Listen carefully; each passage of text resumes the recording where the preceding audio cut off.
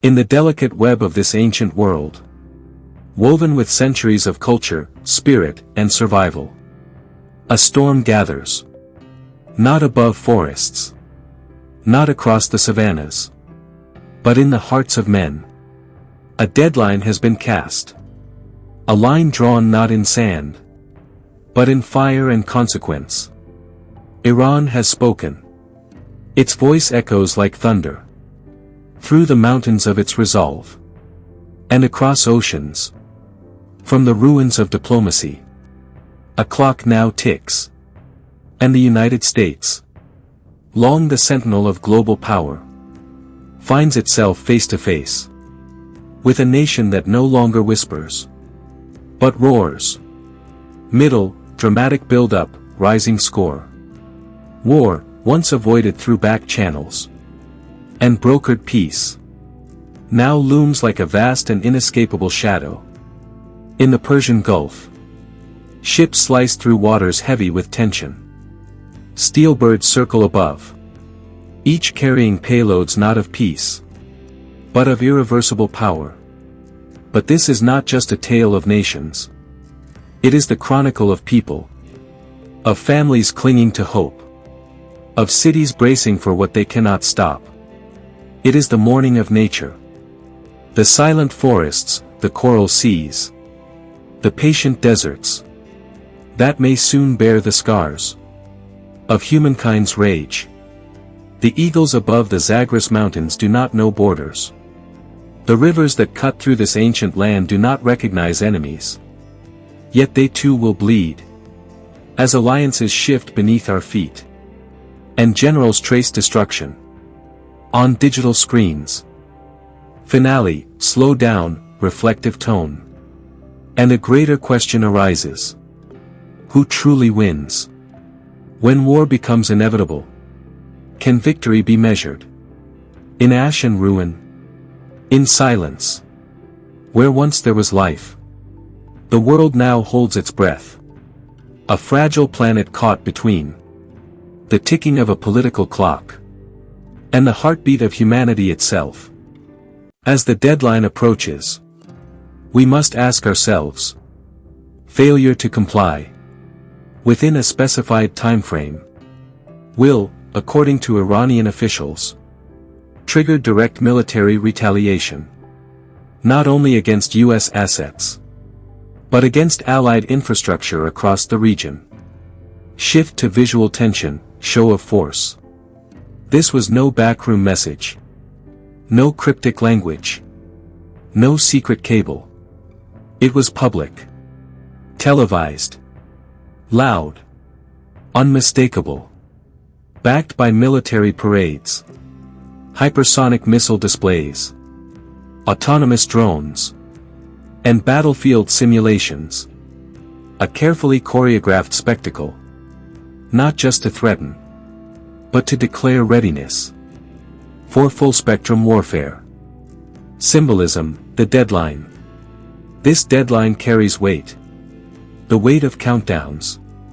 The symbolism of a detonation clock. For Iran, this is not aggression, but sovereignty reclaimed, in the face of perceived occupation and interference.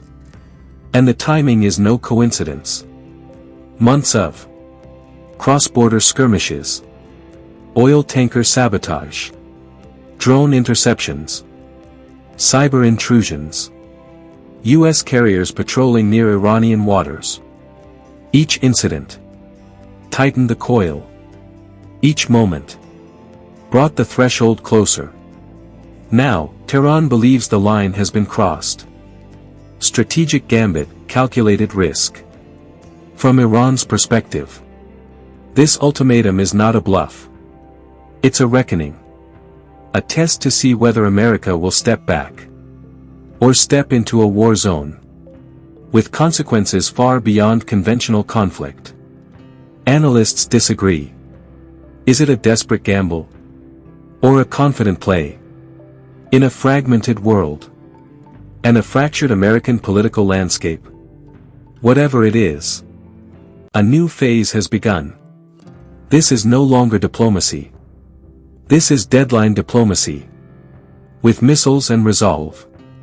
The US response, silent steel. And Washington has responded. Fast. Calculating. Loud, but controlled. Naval forces surge in the Persian Gulf and Eastern Mediterranean. Aircraft carriers glide into position. Loaded with fighter jets. Shadowed by missile cruisers and destroyers. The skies above Iran now glow with infrared surveillance. Reconnaissance drones. And satellite eyes tracking every signal. Every radar ping.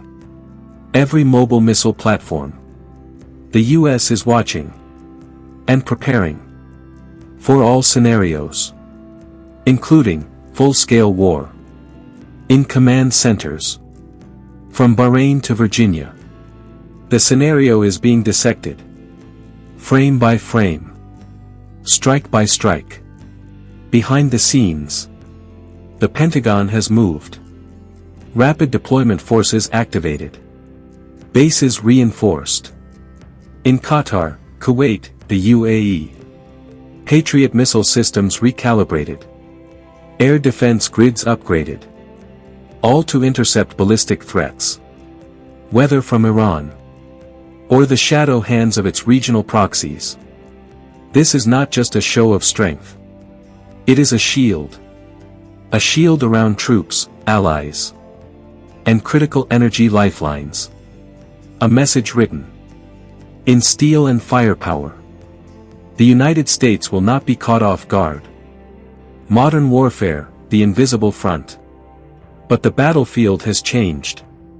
War is no longer only in deserts or seas. It is fought in code. In satellites. In silent servers and invisible lines. Cyber warfare units are now on alert. Digital offensives are expected. Malware in missile systems. Hacks into communications grids. Electronic warfare. The Pentagon knows. The next war may begin. With a blackout. Not a bang. Simulations, war becomes real. And so the drills have begun. Simulations, not for theory. But for survival. Missile barrages. Swarm drone attacks. Naval ambushes. Proxy raids. These war games are no longer hypothetical. They are rehearsals. For a conflict the world still prays can be avoided. But diplomats have gone silent. And now. Generals own the briefings. From Tel Aviv to London. Intelligence flows in. Each byte painting a region ready to ignite. Proxy warfare, Iran's long arm. Iran's greatest weapon. May not be missiles. But men. Loyal, armed, embedded men. Its proxy network. In Lebanon. Hezbollah. Battle-hardened. Precision-armed. Entrenched in the hills. Their leaders echo Tehran's warnings. Any strike on Iran will be met with regional fire. And these aren't empty threats. This is decades of coordination. Ready to activate. In Iraq.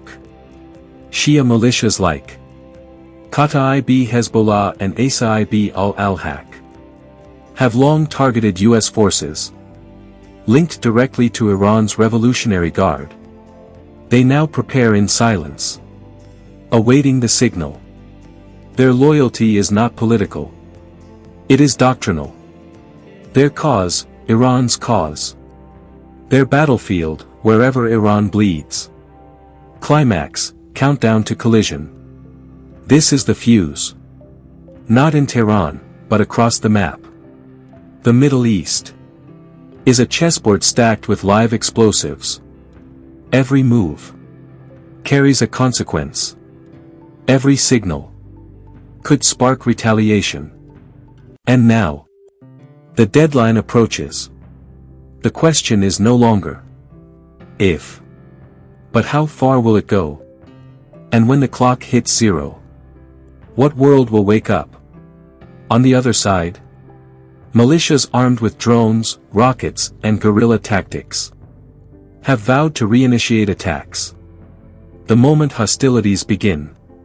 Syria serves not just as a battlefield, but a bridge, where Iranian forces move in shadows, embedded within chaos. In Yemen, the Houthis, armed, trained, and emboldened by Tehran, have already launched missiles deep into Saudi Arabia, and now threaten Israel. This axis of resistance is decentralized, yet bound by ideology, and fueled by a shared enemy. And if direct war ignites, they are ready to unleash a storm across multiple theaters, stretching U.S. military resources and shattering regional alliances. Scene shifts, global diplomacy goes silent. But as this web expands, the world remains silent. Russia, entangled in its own wars, has stepped back, weighing cost over commitment. China, with oil routes at stake, plays silent diplomacy, refusing to take sides. Europe urges restraint, but offers no deterrent. The United Nations, paralyzed by vetoes, watches from the sidelines, its voice drowned in geopolitical noise. Even America's NATO allies issue statements without substance. And thus, the world drifts, not toward peace, but toward an irreversible chain reaction. Scene intensifies, nuclear brinkmanship. Into this vacuum, Iran plays its most dangerous card yet. Nuclear brinkmanship. Government spokesmen and nuclear agency heads have openly hinted at reactivating advanced enrichment. Fordow. Natanz. Iraq. Activity is rising. Centrifuges spinning. Uranium enrichment surpassing red lines. Once agreed under the now-defunct JCPOA. Satellite imagery shows restricted areas. Inspectors express alarm. Access denied. And beneath it all, one chilling message rises. We are prepared for the unthinkable. Scene shifts, global consequences loom. Washington knows this game. So does Israel. Both have made clear. A nuclear Iran will not be tolerated. But what happens if the next signal is misread? What if a drone strike misfires? A satellite glitch? A false alarm? This is no longer a regional confrontation. It is a global emergency. The fear now isn't just what Iran might do, but what nuclear-armed nations might feel forced to do. In response. Final scene, the human and environmental cost. And yet, beneath all this firepower, there lies a deeper tragedy. The human cost. The environmental cost. Modern war poisons the air, burns the soil, scars generations. Cities, not battlefields, will be the targets.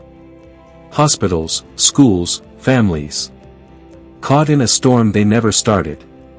Millions could be displaced, traumatized, forgotten. It will not be measured in bombs, but in broken lives. Closing voice, soft but grave.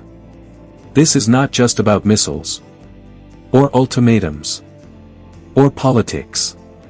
It is about a world that now stands on the razor's edge, between diplomacy and disaster, between restraint and ruin. And as the deadline ticks louder, one question haunts us all. But on the environmental front, the cost will be catastrophic. Iran sits at the heart of a fragile ecological zone, already strained by water scarcity, desertification, and toxic pollution. Now imagine war.